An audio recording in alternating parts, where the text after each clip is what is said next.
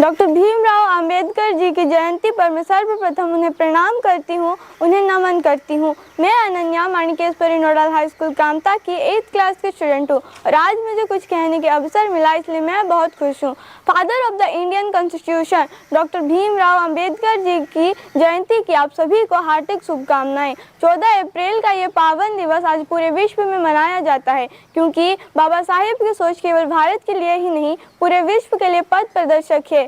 समाज की दलित, शोषित, पीड़ित, वंचितों की मसीहा डॉक्टर भीमराव अंबेडकर जी का जन्म 14 अप्रैल 1891 को मध्य प्रदेश के महू में हुआ था, जो आज अंबेडकर नगर के नाम से जाना जाता है।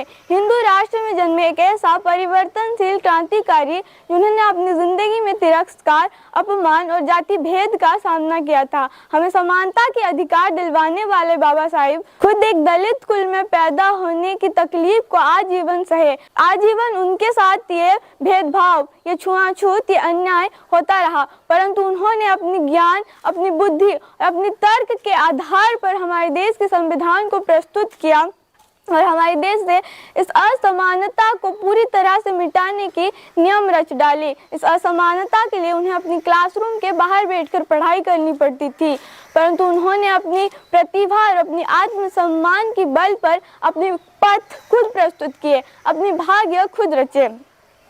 डॉक्टर भीमराव अंबेडकर जी विदेश में अर्थशास्त्र में PhD करने वाले फर्स्ट इंडियन थे, जिन्हें 9 भाषाओं के ज्ञान था, जिन्होंने 32 मास्टर डिग्री की थी, जो आज पूरे विश्व में किसी के पास भी नहीं है। डॉक्टर ऑल साइंस नामक एक अनमोल पदवी प्राप्त करने वाले डॉक्टर भीमराव अंबेडकर जी पूरे विश्व में पहले और एकमात्र महान पुरुष थे। महात्मा गांधी जी का मानना था कि डॉक्टर भीमराव अंबेडकर जी 500 डिग्रियट और 1000 विद्वानों से भी ज़्यादा बुद्धिमान है, इसीलिए हमारे देश के संविधान को प्रस्तुत करने की दायित्व उन्हें सौंपा गया और लगातार 2 साल 11 महीना 18 दिन की कड़ी मेहनत के बाद उन्होंने हमारे देश के संविधान को प्रस्तुत किया था।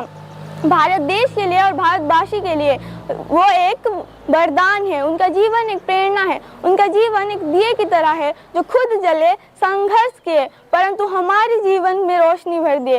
उस ईश्वर ने तो हमें समान अधिकार देकर भेजा है। उस ईश्वर ने हमें किसी जाति में नहीं बल्कि एक इंसान के रूप में भेजा है। उस ईश्वर से हमें जो कुछ भी मिला समानता के साथ मिला। छाँव, धूप, बारिश, सूरज की किरणें, चांद की रोशनी में कोई भेदभाव नहीं है, और ये ऊंच जाति नीच जाति का भेदभाव जो हम इंसानों ने बनाया है, डॉक्टर भीमराव अंबेडकर जी उसे पूरी तरह से मिटाना चाहते थे। इसीलिए उन्होंने हमारे देश के संविधान के जरिए हमें समानता के अधिकार दिलवाया, महिलाओं को मतदान के अधिकार दिलवाया, मजदूरों को 12-12 घंटे तक काम करना पड़ता था, परंतु उन्होंने मजदूरी को काम 8 घंटों में सीमित करवाया। उनकी जीवन वो किताब है जिससे हमें ये सीखना चाहिए कि कैसे हमें हार का सामना करना चाहिए, कैसे हमें मुसीबतों से लड़ना चाहिए। ये हमें डॉक्टर भीमराव अंबेडकर जी सिखाते हैं। उनके जीवन से हमें ये सीखना चाहिए कि हमारी ज़िंदगी में कितनी भी मुसीबतें आ जाए, तकलीफ़ें आ जाए, कांटे आ जाए, रुकावटें आ जाए,